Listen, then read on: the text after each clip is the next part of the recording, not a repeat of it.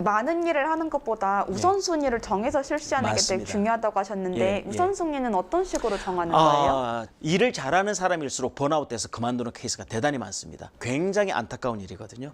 회사 입장에서도 굉장히 손실이에요. 일 잘하는 사람한테 일이 더 많이 가요. 왜? 이 친구한테 일을 주면 빨리빨리 나오니까. 하지만 그것이 가속화가 되게 되면 그 친구는 결국 번아웃이 됩니다. 그러면 예를 들어서 이 친구는 자기가 가지고 있는 캐파의 80%, 70%밖에 못하는 것 같아. 그러면 거기에서 맞춰서 일을 주기 시작해요. 그럼 이 친구는 항상 70%, 80%밖에 일을 안 하려고 하는 부분이 있습니다. 저는 이거는 페어하지 못하다고 봐요. 그렇기 때문에 만약에 이 친구가 어역이 부족해서 80%를 못 간다면 어역을 부족해 줘야 되는 거고, 이 친구의 업무 스킬이 부족하다면 업스킬링, 리스킬을 시켜줘서 공평한 배분이 이루도록 해야 되는 거예요. 1년 내내 회사가 할 수 있는 일은 많다 그러면 너무나 많은 거죠. 하지만 그런 많은 일에 정해진 리소스로 다 할 수 있을까요? 못한다고 봐요. 경영진이 해야 되는 일이 뭘까요? 전략의 방향을 결정하는 사람입니다. 그 방향에 맞게 리소스 배치를 결정을 하고 새로운 조직 문화를 다 만들고 사람 인재를 육성하는 잡이거든요.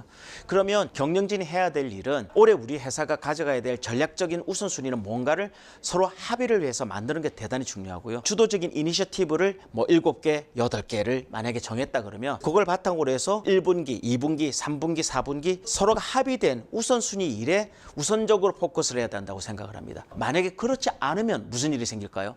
그러면요, 중요도가 하나도 없는 거예요. 다 중요한 거예요. 그렇게 되면 누가 힘들어질까요? 회사는 회사대로 방향점을 못 찾고 직원들은 너무 힘든 거예요. 우선순위가 없다 보면 그때 즉흥적으로 떨어져 있는 일을 처리할 수밖에 없어요. 그리고 직원들은 너무나 갑작스럽게 하달된 업무에 번아웃이 되는 거죠. 그래서 저는 경영진이 내려야 될 제일 중요한 거는 분기별로 월별로 해야 되는 우선순위를 정해주는 것이 정말로 리더가 해야 될 역할이고, 전혀 계획도 없던 일을 갑작스럽게 이틀 전에, 하루 전에 내리는 것들은 직원들의 몰입을 저는 아주 방해하는 일이라고 생각을 해요. 제일 중요한 거는 업무가 많다고 좋은 게 아니다. 업무는 계획된 업무를 해야 되고 사전에 합의된 업무를 하는 것이 대단히 중요하다. 그리고 선택과 집중이 필요하다. 모든 회사는요, 모든 자원이 퍼펙트하지 않아요. 회사가 매출이 올라가면 올라가는 만큼 인원도 늘릴 수가 있고 버젯도 투자할 수가 있는데 처음부터 다 많지가 않거든요.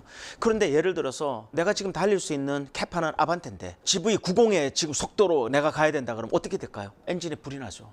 안 되는 거죠. 리더는 내가 선택과 집중해야 될 일을 정확하게 규정 지어주고 직원들 입장에서는 프라이어리티에 대해서 서로 합의를 하고 몰입을 해 나가는 것이 대단히 중요하다고 봐요. 근데 만약에 정해진 일에 포커스를 하고 정말로 이렇게 했는데도 항상 시간에 허덕이고 나의 일은 끊임이 없어. 왜 이렇게 많아지지? 그리고 나는 왜 이렇게 칼퇴를 못하는 거야? 저는 이럴 경우에는 몇 가지를 물어봐야 된다고 생각해요. 첫 번째, 인원의 배분이 정확하게 되어 있나? 적어도 일이라는 거는 사람의 기계가 아니거든요. 사람이 하루에 쳐낼 수 있는 양이 있는 거예요. 그런데도 불구하고 왜 내가 매일 예견을 해야 된다 그러면 리소스로 봐야 되는 거죠. 5사람이 해야 될 일을 2사람이 하고 있어서 정말로 번아웃까지 가고 있는 게 아닌가, 그걸 봐야 되고요. 두 번째는 업무가 균등하게 배분이 되어 있냐 이거죠. 우리가 10명인데 어떤 사람은 120%, 어떤 사람은 150%, 어떤 사람은 80% 이렇게 있는 게 아닌가. 다 150%가 됐다면 이런 리소스의 부족인 거예요. 이거는 리더와 경영자가 도와줘야 되는 거예요. 안 그러면은 누가 먼저 쓰러지는가, 치킨 게임을 하는 것밖에 안 되잖아요. 얼마나 장기적으로 회사에서 로스입니까? 그래서 그걸 맞춰줘야 된다. 그리고 일의 배분도 공평하게 이루어져야 된다. 그래서 저는 리더는 일이 공평하게 이루어지고 있는가를 봐야 된다고 생각해요. 그리고 세 번째 또 있습니다. 레이어별로 차이가 있을 수 있는 거예요. 부장이 있고 과장이 있어요. 부장은 빨리 기다려요. 근데 과장선에서 한 번 가면 하멍차서요. 빨리빨리 의사결정을 못 해주고 여기서 손에 쥐고 있는 거예요. 그리고 과장의 역할, 사원의 역할, 부서장의 역할, 임원의 역할이 각각 다릅니다. 그런데 매니저 레벨에 들어갔다고 해서 그냥 여기서 예스, 노만 해주고 디렉션을 뿌려주지 못하고 직원들이 힘드는 일을 도와주지를 못하고 그냥 결정하는 역할을 하겠다. 필요한가요? 그런 역할이? 직원들 입장에서 화가 나죠. 그래서 각자 레이어별로 역할을 대단히 잘해줘야 되고, 또 한 가지는 너무 불필요한 프로세스 때문에 너무나 많은 시간이 걸리는 게 아니냐. 이미 지금은 제대로 써먹을지도 못하는 그 옛날의 프로세스 때문에 불합리한, 불필요한 시간이 낭비될 수도 있는 거거든요. 그래서 이런 것들에 대해서도 자기 동료와 자기 상사와 이렇게 논의를 해서 개선시켜 나가는 것도 대단히 중요하다고 말씀을 드리고 싶습니다. 그래서 결국은 뭐냐? 스마트하게 일해야 되는 거죠. 노동은 시간의 양이 중요하다고 생각하지 않아요. 노동 밀도가 중요한 거죠. 1년 내내 비즈니스는 진행이 됩니다. 그런데 내일 써야 될 에너지를 잊어버리고 오늘 다 써버리면 이어질 수가 없는 거예요. 휴식은 뭘까요? 휴식은 나 이제 할까 했으니까 나 집에 가서 이제 잘래, 밥 먹고 텔레비 보고 쉴래, 이게 아니에요. 휴식은요, 내일을 위한 충전의 기술입니다. 그런 시간을 갖지 않으면 오퍼레이션에 매달리게 되는 거죠. 바쁘고 허걱대고 이미 피로가 쌓여 있는 데서는 전략적인 생각을 할 수 있는 시간이 없어지는 거죠. 스트래티직 띵킹과 오퍼레이셔널 엑셀런스를 잘하기 위해서는 이 균형이 대단히 중요하다. 그래서 내일 쓸 에너지는 반드시 오늘 가지고 퇴근을 해서 내일에 충전을 해서 그 다음 날 아침에 가장 선명하고 가장 맑은 정신으로 집중을 해서 일을 해는, 그게 바로 진짜 고효율의 일이고 스마트 워킹이에요. 칼퇴는 신념입니다.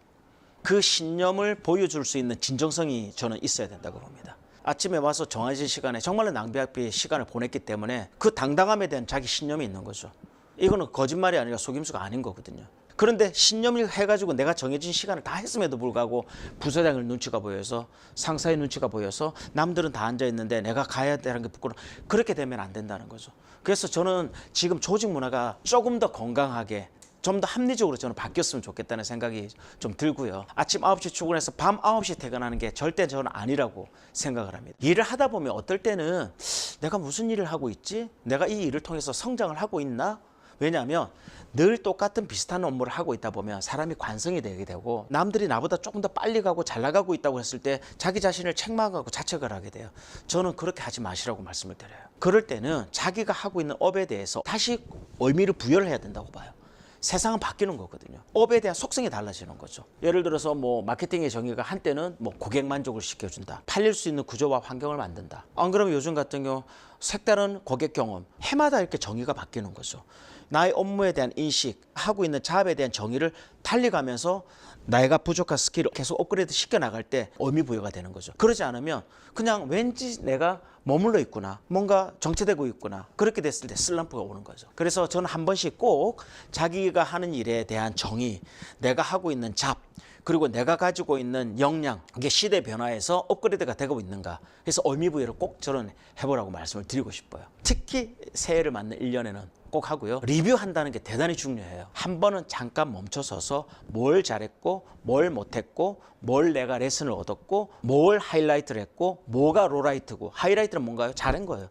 로라이트는 뭐예요? 내가 놓쳤던 거, 지연됐던 거, 그게 왜 그랬는지 그걸 보면서 레슨을 또 얻고 다시 업그레이드 시켜서 가는 거죠. 동료의 피드백도 대단히 중요하거든요. 회사가 하지 않아도 저는 우리 세바시 프로그램을 보는 시청자분들은 해보셔도 좋아요. 무기명으로 줘요. 강현근이라는 사람이 무엇을 잘하고 있는가, 어떤 부분이 개선되었으면 좋을까, 어떤 부분을 스탑을 하고 고쳐줬으면 좋겠는가, 이런 것들을 합니다. 그러면 제가 그거를 보면서 이런 점은 내가 잘하고 있구나, 이런 점은 내가 개선해야 될 부분이구나, 이런 거는 내가 새롭게 고치고 트라이를 해봐야 되는구나 라는 걸 보면서 그 다음에 제 리더십을 고치는 거죠. 이런 일련의 과정들을 누가 주도를 해야 될까요?